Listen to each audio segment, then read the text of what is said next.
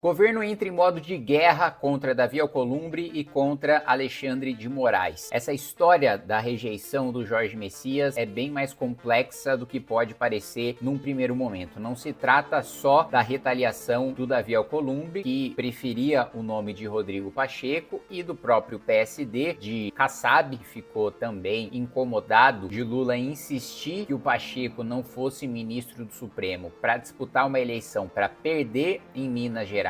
Então, o desejo do Lula é que Pacheco dispute a eleição para o governo de Minas, eventualmente até para o Senado, para derrotar no Senado, caso ele tenha candidatura no Senado, um senador bolsonarista ou no governo do estado, para ele perder, mas fazer palanque para a candidatura do Lula. Ao mesmo tempo, Alexandre de Moraes articulou contra o nome de Jorge Messias porque tinha a avaliação de que o Messias estaria do lado de André Mendonça. André Mendonça fez campanha para Jorge Messias e, em troca, Jorge Messias estaria ali ao seu lado na relatoria do Banco Master e do INSS. Bom, a gente vai entender tudo isso e também o grande acordo feito por Flávio Bolsonaro para enterrar a CPMI do Banco Master. Eu já tenho falado há muito tempo, aliás, o MBL é o único grupo e o Partido Missão é o único partido que tem independência, né, para falar sobre escândalo de Banco Master. Não à toa, né, petistas e bolsonaristas se unem. Nenhum deles falou um A sobre CPMI de Banco Master durante a sessão do Congresso Nacional, em que Davi Alcolumbre deveria ter lido a CPMI do Banco Master e, portanto, aberto o espaço para que os líderes partidários, né, indicassem os seus nomes para participar da comissão. Aliás, agora, como eu mesmo sou um líder partidário, eu entro num rodízio de comissões mistas, né? Então, uma comissão mista eu participo, outra não, uma eu participo, outra não, o que me dá mais poder, tanto em CPMI como também em comissões mistas de medida Andréa Sadi. Indignado, Messias diz a aliados que derrota ao STF foi golpe de Moraes e Alcolumbre. Ala do governo entra em modo guerra. O advogado-geral da União afirma a interlocutores. Esse afirma a interlocutores, na maior parte das vezes, a imprensa utiliza quando falou com o próprio, no caso Jorge Messias, mas o próprio disse para manter em off, não quer assumir a autoria da própria afirmação. Então, sempre que vocês lerem, isso não é sempre, tá? Mas na maioria das vezes, quando você lê disse a interlocutores, o interlocutor é o próprio jornalista, só que ele não quer deixar, claramente não quer deixar em on, como se diz no jargão jornalístico, assumir a autoria da própria afirmação. Aí o jornalista vai lá que diz a interlocutores, como se o jornalista tivesse conversado com alguém próximo àquela pessoa, em vez de ter escutado da própria pessoa. Então Jorge Messias está indignado com o que chama de a interlocutores de golpe do presidente Davi Alcolumbre e do ministro do STF Alexandre de Moraes para derrotá-lo, e vê também nos bastidores a atuação do Flávio Dino.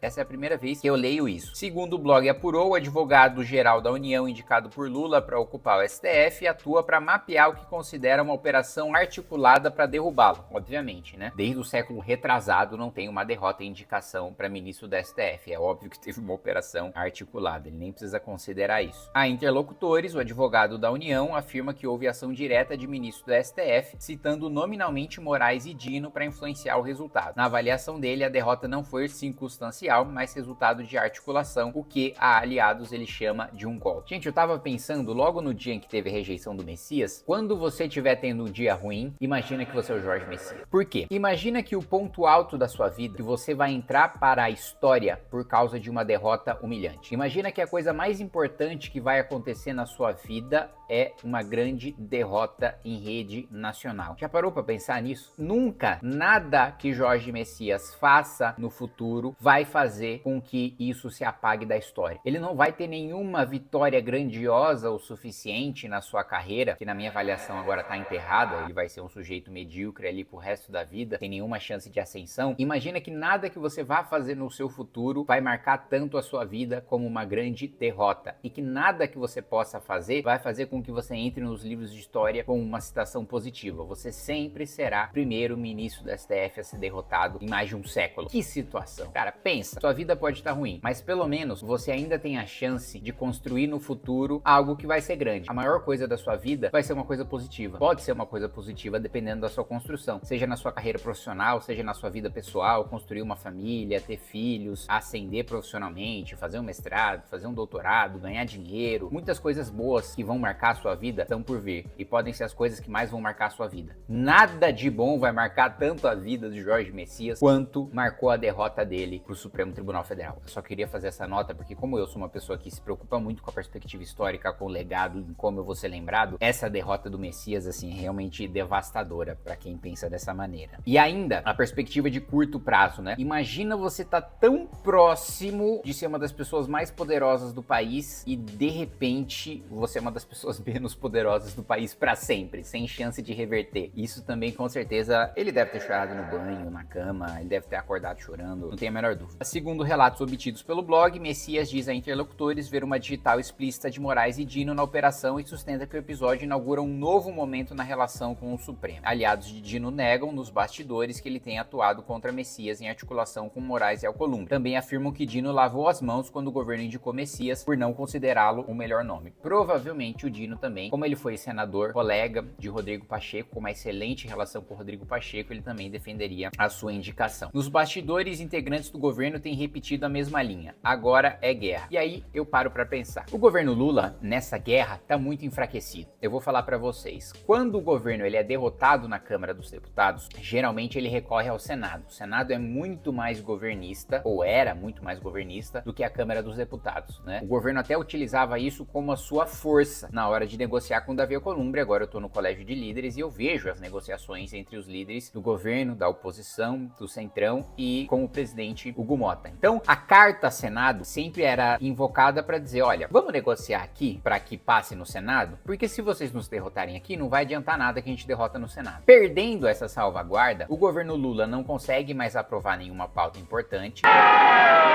O que eu não considero tão grave assim, porque não é como se tivesse algo que salvasse a popularidade do Lula, né? Ele tentou ali com o gás do povo, não adiantou entre os mais pobres, ele só caiu. Ele tentou com a isenção do imposto de renda, entre a classe média só caiu. Aliás, não tem ninguém que rejeite mais o Lula do que a classe média. Que a classe média, do ponto de vista do orçamento público, é a que mais sofre. Por quê? Ela não recebe os auxílios sociais voltados para as camadas mais pobres. Então ela não é recebedora de imposto, ela é pagadora de imposto. E ela não recebe os privilégios de proteção de oligopólio, privilégios tributários, privilégios regulatórios que a elite recebe. Então, a elite está bem posicionada no sequestro do orçamento público e os mais pobres, do ponto de vista do orçamento público, também são mais recebedores do que pagadores. Então não tem ninguém que odeie mais o PT do que a classe média, não à toa a Marilena Chaui tem aquele famoso discurso de que ela odeia a classe média. Então o ponto do governo não aprovar mais projetos não é tão grave para o governo, ele já tinha meio que largado mão disso. Agora, o ponto de não barrar pautas que são ruins para o governo, aí sim é um ponto mais grave. E eu digo para vocês, se esse momento que nós estamos vivendo agora, de tensão entre o Congresso e o Planalto, estivesse acontecendo no primeiro ano de governo Lula, Lula ia sofrer impeachment. E aqui eu entro numa outra fase da minha análise. Se Deus nos livre, Lula vence as eleições desse ano e assume um segundo mandato com esse sabor amargo com o Congresso e com a perspectiva de que a oposição terá um número maior de deputados na próxima legislatura, inclusive com uma grande bancada do Partido Missão. Eles estão deixando a gente sonhar!